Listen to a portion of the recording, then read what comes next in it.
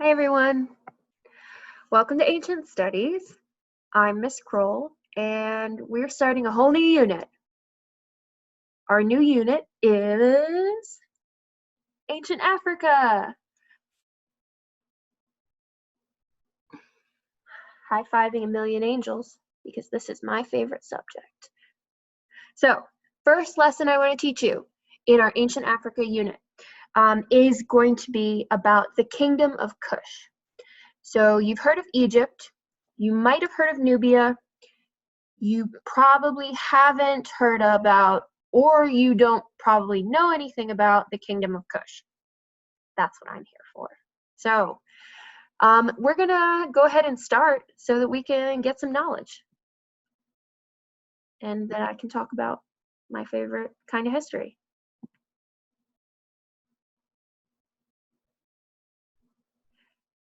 Okay. Nubia and Kush. So this wall painting or this fresco is from the tomb of the pharaoh Hui, H-U-Y. I'm not gonna pretend like I pronounced that correctly, but I did my best. So you can see there's a myriad of different skin tones depicted on this fresco, and the dark-skinned people are identified as Nubians, where the lighter-skinned people are identified as Egyptians. Now, Egypt and Nubia are two distinct places, but oftentimes when scholars talk about Egypt, they don't mention Nubia at all, or they just lump Nubia in with Egypt. Well, people from Nubia and people from Egypt had different cultural identities. They identified themselves as Nubian or as Egyptian, and therefore we have to study them as separate things. They're separate identities. Let's talk about Africa. Let's talk about the histories of African people, not just Egypt in terms of African history. African history, ancient African history, is so much more than that. And there's so much more available to us. Some scholars have said that, or just people, not necessarily scholars, claim that ancient African history is unknowable or too hard to trace. And that's partially true because colonialism on the African continent destroyed or made a lot of historical evidence inaccessible. But that doesn't mean that the histories aren't there. The histories are still there. They might just be a little harder to identify. And for that reason, we're gonna try to learn about those histories that, while harder to study, are much more rewarding, I think, because these are the histories of the world, of people, of humans, and all of them are valid, all of them are important. So, as we think about skin tone, what histories are remembered, what histories are forgotten or overlooked, just think about in a modern context, how we can remedy that. Think about how we as scholars can fix that. And it's by studying stuff like this. Now, I'm going to put away my soapbox and get going. Egypt and Nubia. So, Egypt and Nubia are two halves of one whole, but at the same time, two distinct places. And there are some big differences between them. Not only do the people identify themselves as a different culture, they are also dominated by different ruling powers. So the Kingdom of Kush is largely in control of the area known as Nubia. And those kings, or kings and queens, because women often held a lot of political power and sometimes ruled without men in ancient Nubia, they had capitals that dominated the Nubian region. Some examples of those are Kerma, Napata, and Meroe. another one that I'm not 100% I pronounced correctly. And these places were centers of trade and centers of culture. So Nubia is hugely important to Egypt for reasons we're going to get into in a minute, but it's also dominated by Kush. So that's what we're going to kind of talk about today. Makes up modern day Egypt, modern day Sudan. So one feature of where Nubia finds itself is the cataracts of the Nile.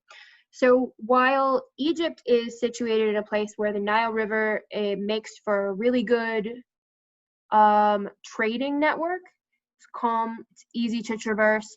The part of the Nile River that Nubia encompasses is taken up by whitewater rapids that look like this. So the cataracts of the Nile are each a set of rapids at the bend in the Nile, at 6 different bends in the Nile River. And these make it impossible for Nubia to trade via the Nile. And trade is a really, really important thing for Egypt and Nubia. Now, Nubia isn't able to use the Nile to trade because of the cataracts.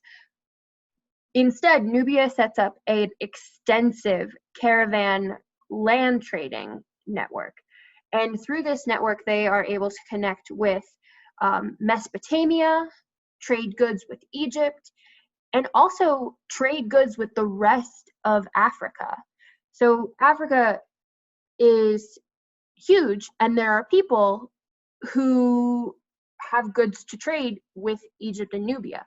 Egypt has no access to those people, but Nubia does, because they have these caravans, these trading routes. They're these long camel trains, and the voyages that these caravans would go on were treacherous, were hot and long and thankless, but they did it.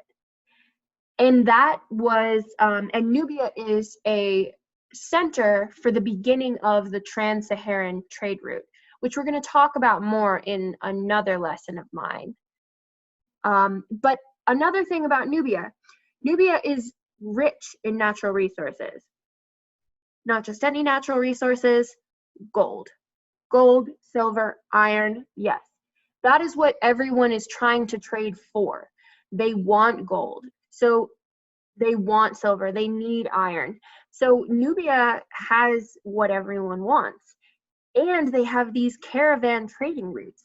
So Nubia has access to land trade that Egypt doesn't have, as well as having all of these huge gold deposits, silver deposits, and iron deposits. And so they're able to use these natural resources to trade with the rest of the world. And Egypt needs Nubian goods to trade with Mediterranean, because Nubian gold is highly valued, and any gold is highly valued and highly sought after. So Nubia, we can see, is in a position of just kind of substantial power at this point in history, which this map takes us to about the year 350, which is like right up against the decline of the kingdom of Kush. So I would imagine that if we were looking at a map depicting much earlier in the kingdom, that this trading network might be even more extensive than the one we see here. So Egyptian rule and influence. Now, there are a lot of cultural similarities between Egypt and Nubia. Part of the reason for that is this guy, Thutmose II. Guys, if I pronounce these Egyptian words and names wrong, I am so very sorry. I'm doing my best. Who invaded Nubia in 1400 BCE. After that invasion, Egypt rules Nubia for over 700 years.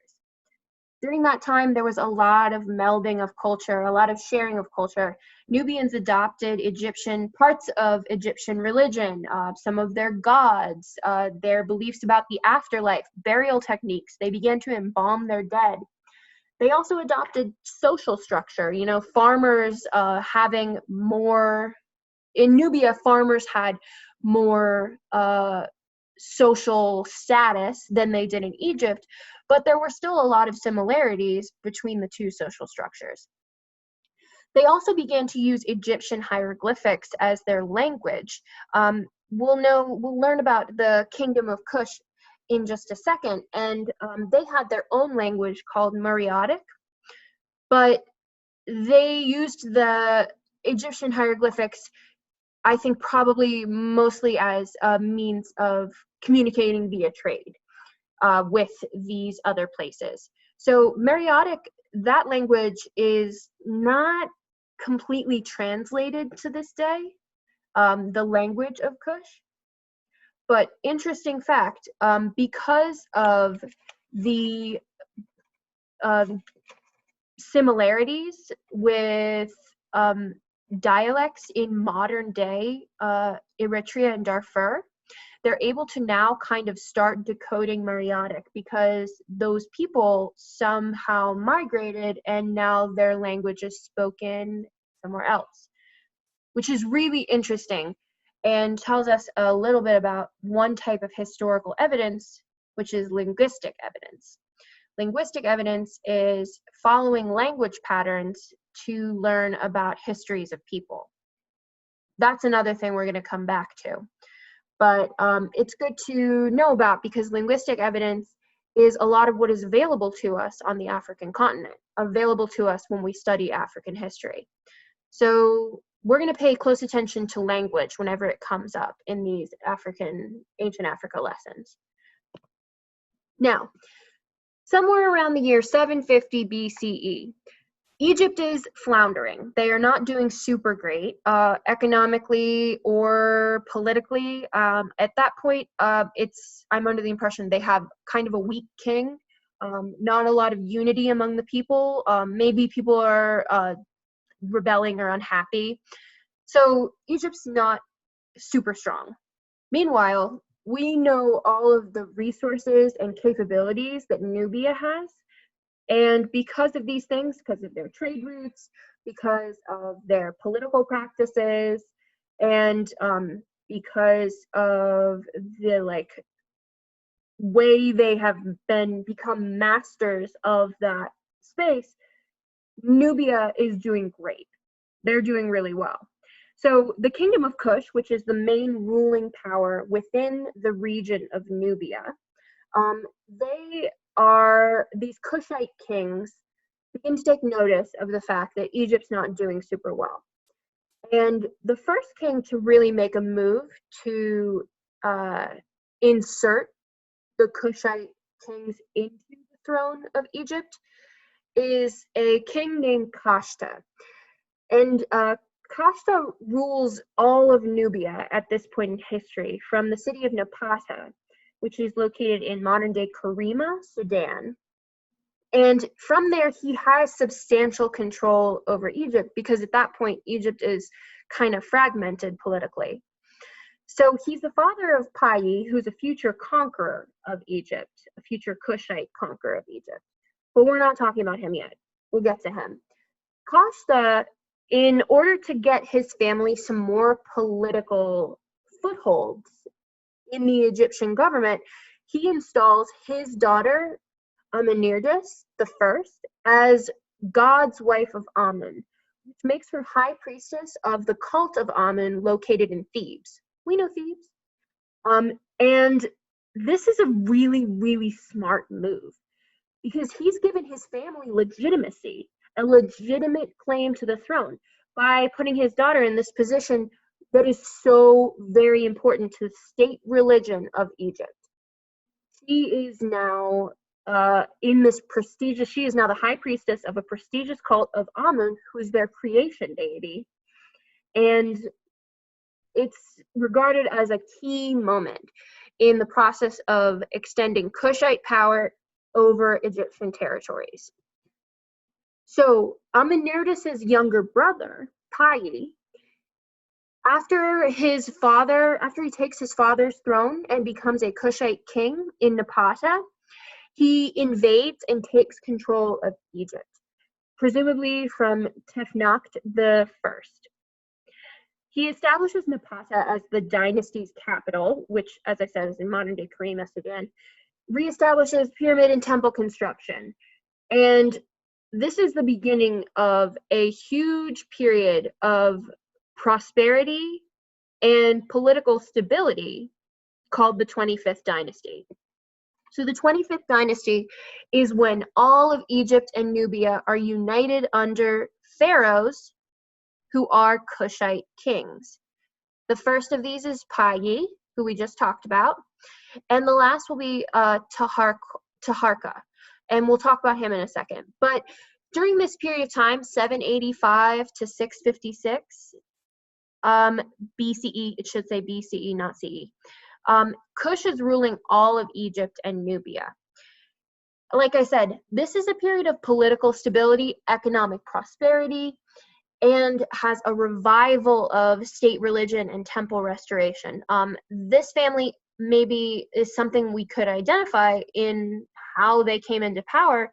Religion's very important to them. The state religion is very important to them. And so they highly prioritize that and also create a lot of really beautiful, like fantastically built monuments.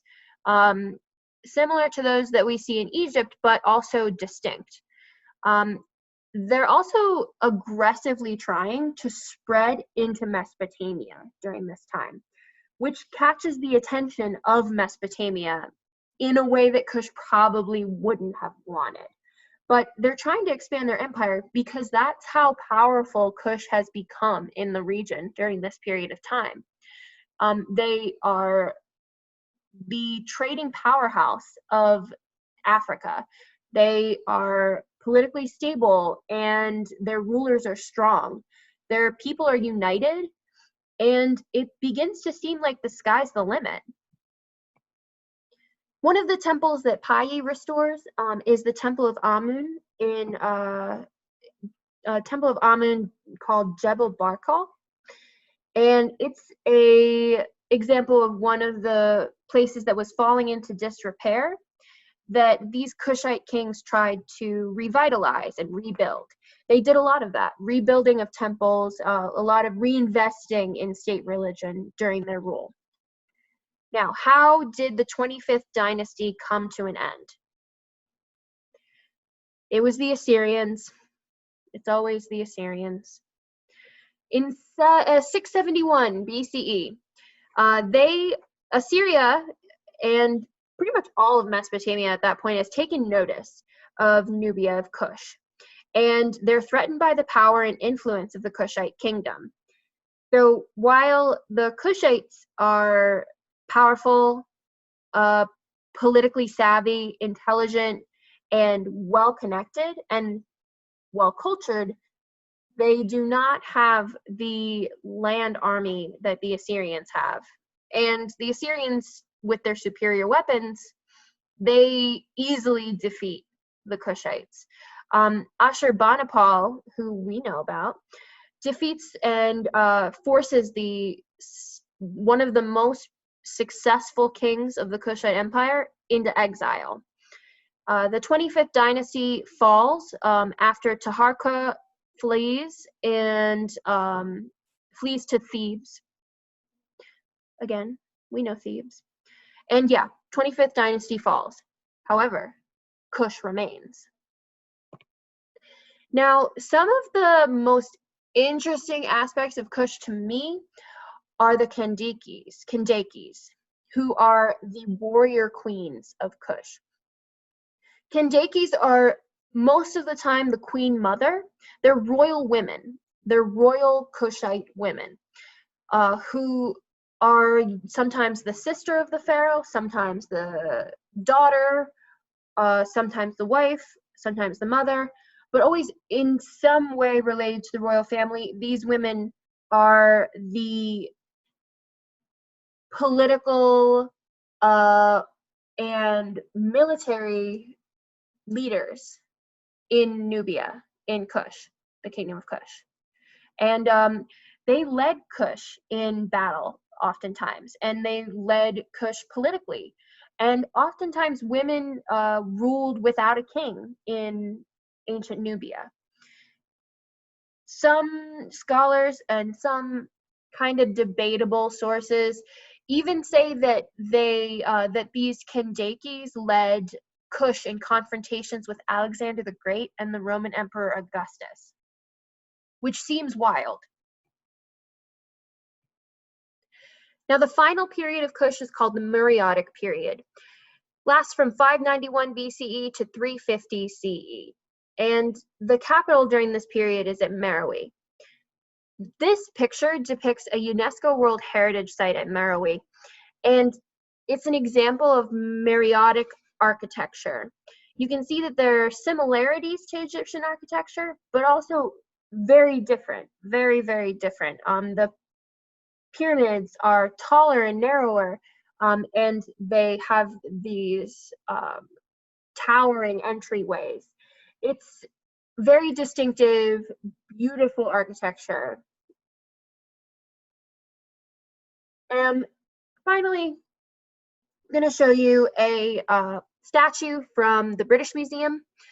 This is a Kushite king kneeling before the gods. And this Kushite king is wearing a headdress with two cobras. Usually a ruler wearing a headdress with a cobra on it, it would just be the one. But this headdress has two cobra heads, and it's thought that they represent Egypt and Nubia, which I think is the complete picture. If we're going to study Egypt, we have to study Nubia. So that's why the Kingdom of Kush is so interesting to me, because it's that period of time when Egypt and Nubia are all under one ruling body. Well, they are under one ruling body, but it's rare that that ruling body is Nubian, is these Kushite kings. So that's what I find so very interesting, is the story of the Kushite kings. Now, I think, yeah, we gotta do the fall of Kush. My goodness. So we're looking at archaeological evidence. By about the year 200 CE, we observe that the tombs are smaller and definitely cost less to make. By 300 CE, or the year 300, there are no new temples or monuments being built by the Kingdom of Kush.